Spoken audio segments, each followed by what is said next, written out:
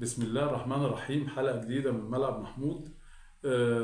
وفوز كبير النهاردة على الاتحاد السكندري اللي كانت مباراة كنا كلنا خايفين منها، مباراة صعبة جدا. نادي الاتحاد من الأندية القوية جدا اللي عملت نتائج ممتازة الموسم دوت. عندها الهداف مبولولو. الراجل دوت يعني هداف قدير. أحرز كتير من الأهداف في كل فرق الدوري تقريبا. النهارده كانت مباراة كويسة جدا بالنسبة للنادي الأهلي ونجوم النادي الأهلي. كولر النهارده نزل بتشكيل تشكيل المنتظر إلا الباك الشمال. الباك الشمال اللي كنا خايفين قوي، مفيش باك شمال داخل بيه النادي الأهلي. يعني مريح معلول، مريح الدبيس، مفيش حد في الشمال لانها حط عمر كمال عبد الواحد. عمر كمال عبد الواحد اللي كان حطه قبل كده وما كانش سادد ناحيه الشمال، وحطه بعد كده برضو كظهير وسط وما سدش، لان عمر كمال معروف ان هو باك يمين. لكن النهارده غامر ولعبه باك شمال. لكن النهارده سبحان الله الكرة يا جماعه بتبقى حظوظ، وبيبقى يعني ساعات بيبقى في ايام يعني ماشيه مع اللعب وفي ايام واقفه. فالنهارده كانت من الايام اللي هي الحمد لله كانت ماشيه مع عمر كمال عبد الواحد، لاعب باك شمال واجاد وعمل مباراه حلوه جدا وعمل اسيست واحرز هدف. يعني عمر كمال عبد الواحد النهارده عمل اللي عليه واكتر، وخد رجل المباراه وهو يستاهل فعلا، لانه لعب المباراه من اولها لاخرها بكل قوه وبكل عزيمه. احرز هدف زي ما بقول لحضراتكم، هدف رائع رائع رائع من مسافه كبيره جدا، من حوالي 35 يارده. كوره بيمينه جت في يعني حكت في العارضه ودخلت. من اللاعيبه الشويطه اللي ان شاء الله هيعملوا وهيفرقوا جامد جدا مع النادي الاهلي. في اول الموسم كان الناس بيقولوا جايبين عمر كمال عبد الواحد ليه؟ احنا عندنا ناحيه اليمين محمد هاني واكرم توفيق وفي كمان ناس كتير ناحيه اليمين جايبين تعملوا بيه ايه؟ لكن كولر وظفه دلوقتي ناحيه الشمال. ريح علي معلول عشان المباراه النهائيه بتاعه كاس افريقيا، فلذلك لعب عمر كمال عبد الواحد ناحيه الشمال واجاد عمر كمال النهارده اجاده كامله. الاهلي النهارده نزل بتشكيل مكون من مصطفى شوبير حارس مرمى، ناحيه اليمين محمد هاني، ناحيه الشمال عمر كمال عبد الواحد، في الوسط رامي ربيعه ومحمد عبد المنعم، خط الوسط اكرم توفيق، امام عاشور، مروان عطيه، خط الهجوم رضا سليم، الشحات، وسام ابو علي راس حربه. بدأت المباراة بنشاط ملحوظ من النادي الأهلي واستسلام النادي الاتحاد. أول مرة بنشوف نادي الاتحاد بالهدوء دوت. ما كانش عنده الحمية، ما كانش عنده الشكل اللي هو الهجومي اللي بيمارسه دايما ضد الفرق اللي بيلعب معاها. لعب باستسلام، لعب بهدوء في أول المباراة. الدقيقة 8 شوطة من وسام أبو علي، شوطة قوية جدا من ناحية اليمين، جت على يمين الحارس صدها. الهادي سليمان طلعها بره كورنر. في الدقيقه 26 ضربه جزاء لعمر كمال عبد الواحد، خدها من ناحيه الشمال من الحته اللي هو المفروض يلعب فيها باك، وطلع بيها دخل منطقه الجزاء وجه يقطم لجوه. لاعب نادي الاتحاد خد رجله على طول، الحكم محمد معروف حسبها ضربه جزاء، تصدى ليها وسام ابو علي وشاطها، جابها في الثمانيه، جابها في الزاويه اللي فوق ناحيه اليمين طبعا وهي رايحه الشباك. احنا كلنا كنا خايفين جدا لان الكره شكلها وهو طالع من رجله شكلها تطلع عاليه، لكن هو حط رجله فيها بشكل كويس جدا، حط وش رجله فيها، جابها تحت العارضه تماما، حكت في العارضه ودخلت. احرز الهدف الاول في الدقيقه 32. رضا سليم بقى جات له كوره من وسام ابو علي برضو في نفس المكان تقريبا بتاع اللي شاط فيه عمر كمال عبد الواحد. كرة جات له على شماله. الراجل ده يا جماعة رضا سليم حريف جدا، حريف جدا جدا جدا. الراجل دوت جه الباك واقف قدامه سادد بينه وبين حارس المرمى. حارس المرمى مش شايف الكورة، مش شايف رجل رضا سليم وهو بيشوط.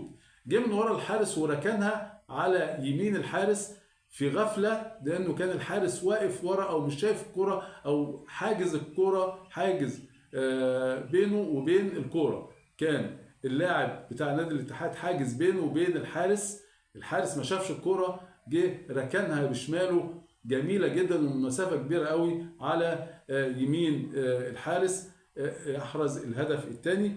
هدف جميل قوي، هدف فعلا لاعب حريف، لاعب بيعرف يلعب كورة، لاعب بيعرف ازاي يستغل الفرصة. رضا سليم يا جماعة من اللعيبة الكبار جدا اللي المفروض ياخد فرصته وياخد فرصته كاملة. في الدقيقة 42 صاروخ بقى من عمر كمال عبد الواحد من نفس المكان اللي قلت لحضراتكم فيه، اللي شاط منه رضا سليم، بس الكرة جات له على يمينه وكسر لجوه وشاط بيمينه دانا تحت برضه العارضة. الثلاث أهداف يا جماعة جايين في الزاوية اليمين العليا، 3 أهداف جايين ورا بعض في الزاوية اليمين العليا، زي اللي يكونوا متفقين، ال3 كور فعلا في نفس المكان. بيخلص الشوط الاول 3-0 للنادي الاهلي، نتيجه كبيره قوي، نتيجه ما عملهاش الاهلي من فتره كبيره، انه يجيب او يحرز 3 اهداف في الشوط الاولاني. في الدقيقه 52 راسيه من مهاجم الاتحاد جت في ايد مصطفى شوبير على طول. في الدقيقه 55 كره من ميسي راسيه برضه بيصدها شوبير كالعاده متالق. في الدقيقه 58 بقى بواتينج جات له كوره من ميسي، حطها مباشرة على طول على شمال مصطفى شوبير لا يسأل عنها على الإطلاق، لأن الكرة سريعة ومن لمسة واحدة وعكس اتجاه شوبير، لأنه كان الكرة راح ناحية اليمين، راح ناحية اليمين، جه هو شاطها ناحية الشمال. هدف الاتحاد. النتيجة تعدلت في الدقيقة 58 ل 3-1. بعد كده نزل تغييرات بقى، من ضمن ال3 تغييرات اللي نزلوا محمود عبد المنعم كهربا، اللي في الدقيقة 62 أحرز من ضربة جزاء بعد شوطة من كريم فؤاد، كورة قوية جدا جت في إيد الهاني سليمان ووقعت، جري وراها كهربا، اتزق كهربا، راحت لكريم فؤاد، اتعرقل كريم فؤاد داخل منطقة الجزاء، محمد معروف على طول صفر بلانتي، رجع للفار، الفار اكد صحه اللعبه واتشاطت واحرز منها محمود عبد المنعم كهربا برضه في الزاويه اليمنى العليا. الاهداف كلها يا جماعه جايه ناحيه اليمين، زي ما كنا عارفين ان الحته دي صعبه على الهاني سليمان، فايه كله شاط فيها.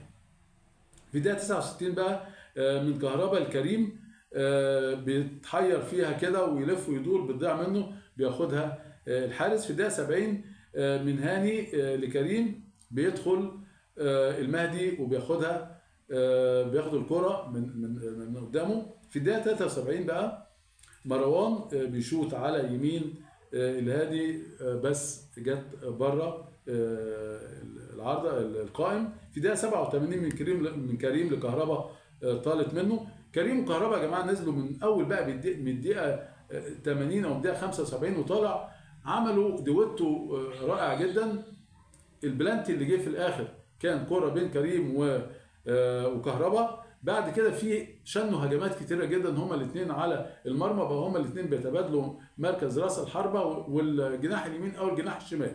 كان كهربا ساعات يروح الجناح الشمال وكريم بيمسك الجناح اليمين، وكانوا بيتبادلوا المراكز، وعملوا خلخلة كبيرة جدا في دفاع نادي الاتحاد في الفترة بتاعة الربع ساعة الأخيرة. في الدقيقة 88 طرد المبولولو دخل بشكل قوي جدا وجامد جدا على قصبة رجل رامي ربيعة، كرة خطيرة قوي كانت تستاهل طرد مباشر، وفعلا الحكم محمد معروف طلع الكارت الأحمر المباشر، ورجعوا للفار والفار أكد صحة الطرد.